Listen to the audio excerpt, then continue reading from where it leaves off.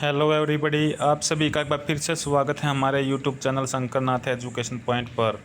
दोस्तों, इस वीडियो में आज हम करेंगे 25 अगस्त जो आरआरबी ग्रुप डी की तीनों ही शिफ्टों का एग्ज़ाम जो हुआ है उसी का एनालिसिस हम इस वीडियो में करेंगे। जितने भी क्वेश्चन स्टूडेंट्स ने हमारे पास भेजे हैं बिल्कुल ऑथेंटिक आंसर की के साथ दोस्तों वे क्वेश्चन मैं आपको बताऊंगा। यदि चैनल पर आप पहली बार आए तो चैनल को सब्सक्राइब कर लीजिएगा, बेल आइकन दबाइएगा ताकि आने वाली हर लेटेस्ट वीडियो का नोटिफिकेशन आपको सबसे पहले मिले। हमारे व्हाट्सएप ग्रुप और टेलीग्राम चैनल को ज्वाइन कीजिएगा। इसका लिंक दोस्तों आपको डिस्क्रिप्शन बॉक्स में मिल जाएगा, जहां पर सबसे पहले किसी भी भर्ती से रिलेटेड कोई भी लिंक, पीडीएफ फाइल, नोट्स वगैरह जो भी कुछ चाहिए दोस्तों आपको वहां पर सबसे पहले शेयर किया जाता है। चलिए शुरू करते हैं आज की आरआरबी डी ग्रुप में जितने भी एग्ज़ाम पूछे गए थे तीनों ही शिफ्टों में उनका एनालिसिस। पहला क्वेश्चन है दोस्तों, हॉर्नबिल उत्सव निम्नलिखित में से किस राज्य में मनाया जाता है?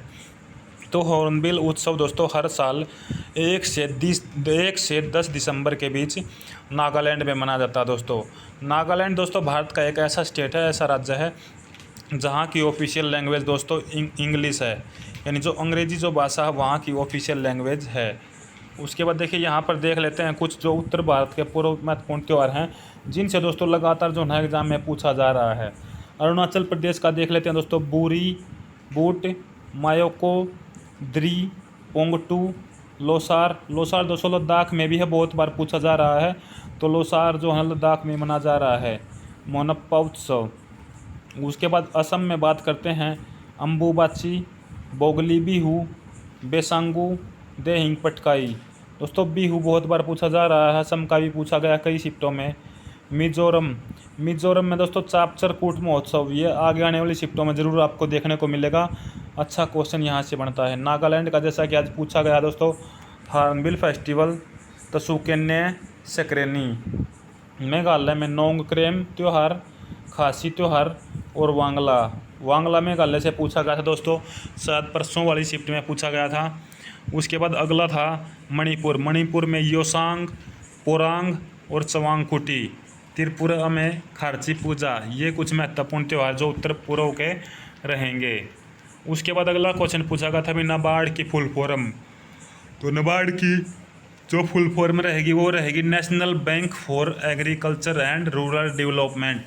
National bank for agriculture and rural development, राष्ट्रीय कृषि और ग्रामीण विकास बैंक।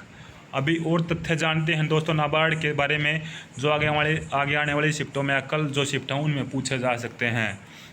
देखिए नाबार्ड का मुख्यालय की बात करता हूं तो नाबार्ड का मुख्यालय रहेगा मुंबई महाराष्ट्र के अंदर, ठीक है, मुंबई महाराष्ट्र में। उसके बाद नाबार्ड की स्थापना पूछ ली जाती है बहुत बारी। तो नाबार्ड की स्थापना हुई थी 12 जुलाई 1982 को। 12 जुलाई 1982 को नाबार्ड की स्थापना हुई थी। उसके बाद आगे चलते हैं, वसा यानी फैट का पाचन जो है ना दोस्तों वो किस एंजाइम द्वारा किया जाता है? तो फैट यानी वसा का पाचन जो करता है वो करता है लाइपेज एंजाइम। लाइपेज एंजाइम इस क्वेश्चन का राइट आंसर रहेगा। अगला क्वेश्चन आया था, इनमें से कौन सी भाषा श्रीलंका और सिंगापुर की प्रमुख भाषा है? तो तमिल भाषा श्रीलंका सिंगापुर की प्रमुख भाषा है। अगला क्वेश्चन पूछा गया था, which of the following is weak acid. Option दिए गए थे, इनमें से कौन सा एक वीक एसिड यानी दुर्बल अम्ल है? तो दोस्तों एसिटिक एसिड CH3COOH, ये दोस्तों क्या है, वीक एसिड आपका रहेगा। यहाँ पर देखिए आप वीक एसिड रहेगा एसिटिक एसिड CH3COOH, या फिर फॉर्मिक एसिड रहेगा। फॉर्मिक एसिड दोस्तों जो मिलता है वो मिलता चींटी के डंक में, मधुमक्खी के डंक में, या फिर जो है एक पीली जो दोस्तों जिसको हम बिरेड बोलते हैं उसके डंक में।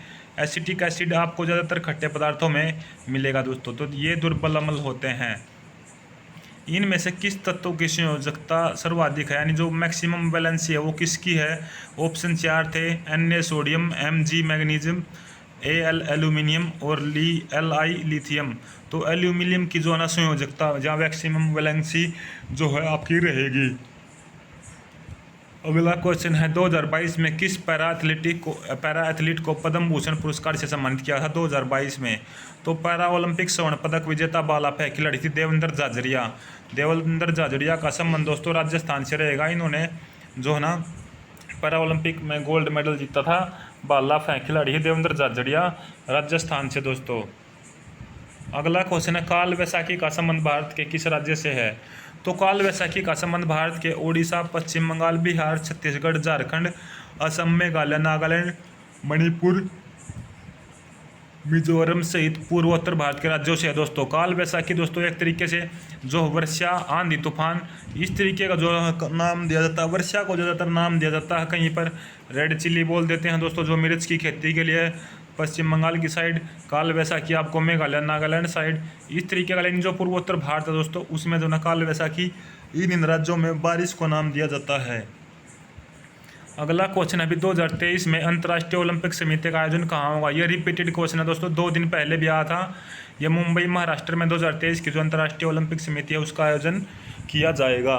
अगला क्वेश्चन आपका भाई, अगला क्वेश्चन दोस्तों है मई 2022 में भारत ने किस देश के साथ 695 मेगावाट क्षमता के हाइड्रो पावर प्रोजेक्ट के लिए समझौता किया है। तो इस क्वेश्चन का राइट आंसर आपका रहेगा नेपाल के साथ हाइड्रो पावर प्रोजेक्ट के लिए समझौता किया। यह हाइड्रो पावर प्रोजेक्ट होगा 695 मेगावाट, मई 2022 में किया गया है। मिस वर्ल्ड 2022 कौन थी। तो ये थी कैरोलिना बिलीवास्का। अगर मिस यूनिवर्स 2021 पूछ ले तो ये रहेंगी भी हरनाज संधू। चंडीगढ़ से हरनाज संधू का जो ना वो संबंध था। अगला क्वेश्चन दिगंबर किस धर्म से संबंधित था। तो इसका उत्तर रहेगा जैन धर्म। दोस्तों आने वाले शिफ्टों में श्वेतांबर पूछा जा सकता है। तो दिगंबर और श्वेतांबर दोनों जैन धर्म के प्रमुख संप्रदाय हैं। दोस्तों वीडियो को ज़्यादा से ज़्यादा शेयर कर दें, क्योंकि हम हर रोज़ इस टाइम आपके लिए तीनों ही शिफ्टों का सॉल्यूशन लेकर आते हैं, जो आगे आने वाली शिफ्टों में बहुत ही इंपॉर्टेंट है। चाहे फेज़ 2 की बात करूँ दोस्तों, या अगले फेज़ की बात करूँ, या कल जिसकी शिफ्टों में एग्ज़ाम है उनका भी दोस्तों इसके लिए बहुत इंपॉर्टेंट है। वीडियो को ज़्यादा से ज़्यादा शेयर कर दें, वीडियो को पूरी देखें। चैनल पर पहली बार आएँ तो चैनल को सब्सक्राइब कर दीजिएगा। अगला क्वेश्चन चलते हैं। संविधान संशोधन के द्वारा 3 नए शब्द समाजवाद, धर्मनिरपेक्ष व अखंडता को कब भारतीय संविधान में जोड़ा गया। तो 42वें संविधान संशोधन 1976 के द्वारा जो है ना मूल करते हुए भी जोड़े गए थे। ये 3 नए शब्द जोड़े गए हैं दोस्तों। ये जो दोस्तों तीनों शब्द हैं ये फ्रेंच से लिए गए थे, भी फ्रेंच के संविधान से लिए गए थे। और कुल देखिए कल शिफ्ट में पूछा गया था मूल करते हुए कब जोड़े गए, कितने हैं।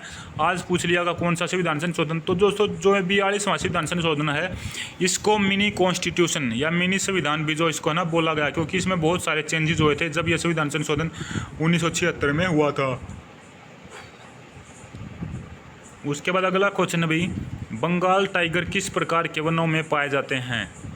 तो बंगाल टाइगर पाए जाते हैं मैंग्रोव वन में, और सर्वाधिक मैंग्रोव वन पाए जाते हैं पश्चिम बंगाल में, जहां पर जो ना गंगा ब्रह्मपुत्र का डेल्टा होता है, जिसे हम सुंदरवन डेल्टा बोलते हैं।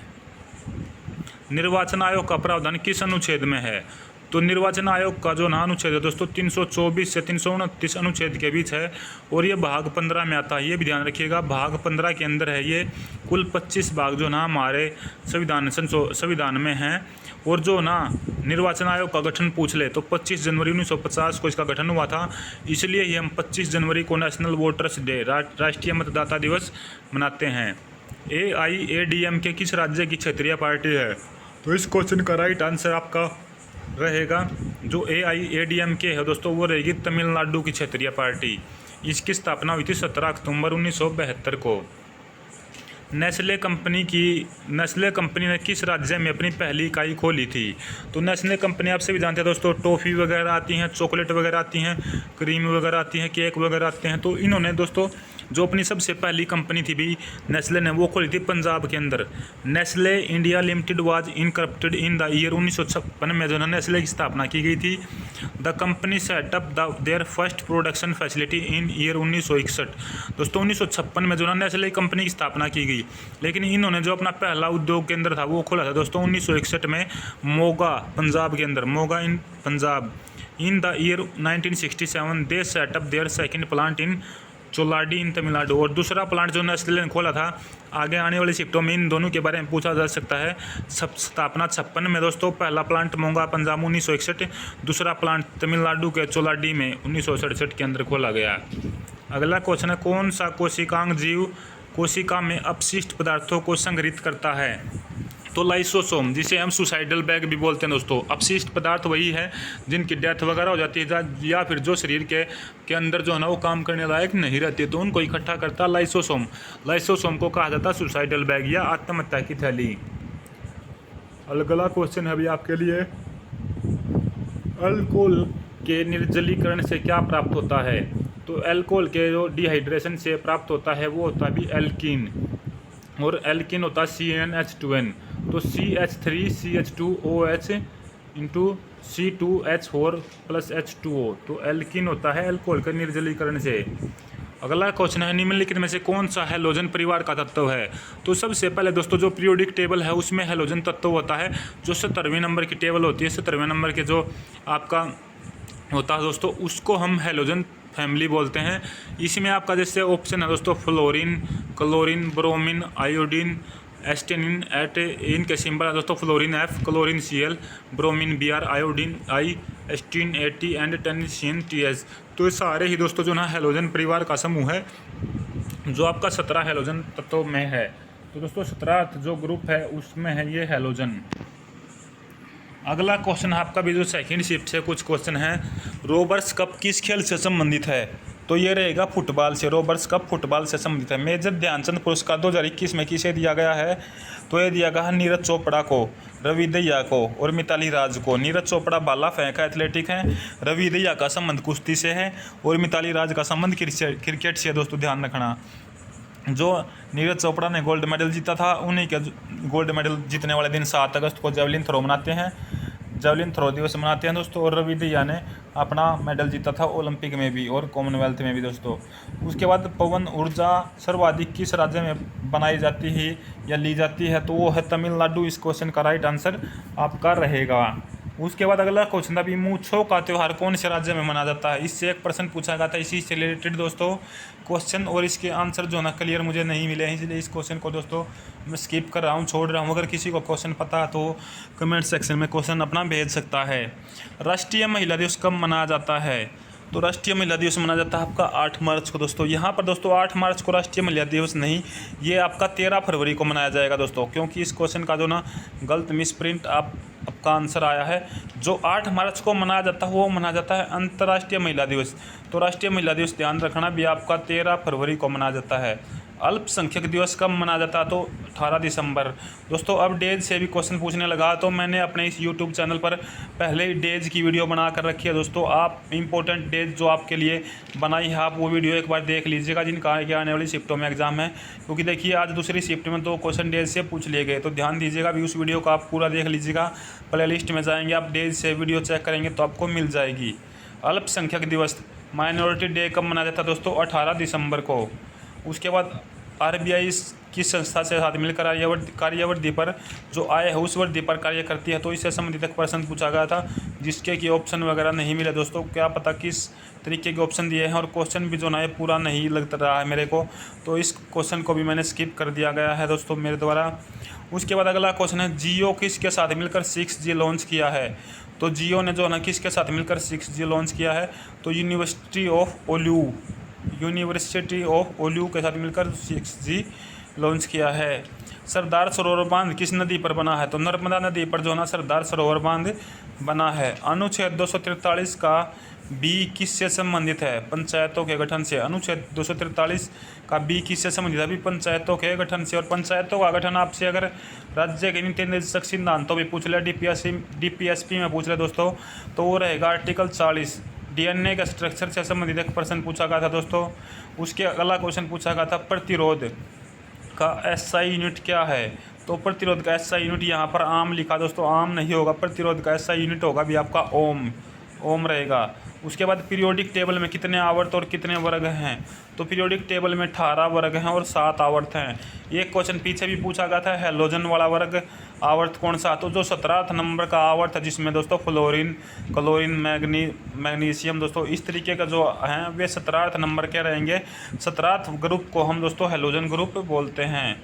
उसके बाद अगला क्वेश्चन है, देखिए वही क्वेश्चन आया है, भारतीय महिला दिवस या राष्ट्रीय महिला दिवस। वहाँ पर ऑप्शन मिस प्रिंट था, गलत था।